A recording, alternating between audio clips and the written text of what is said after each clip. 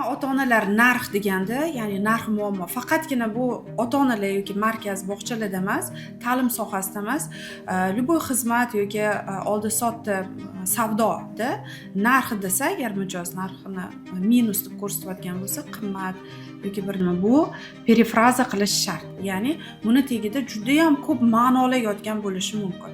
Masalan, bo'lishi mumkin, farzandim menga kechqurun kelib, "Voy, oyijon, bugun darsim zo'r bo'ldi" demayapti. Unga onaga shu narsa kerak, lekin u hali bu narsani tushunmayapti. Menga shu narsa kerak deb. Yoki lokatsiya to'g'ri kelmayapti.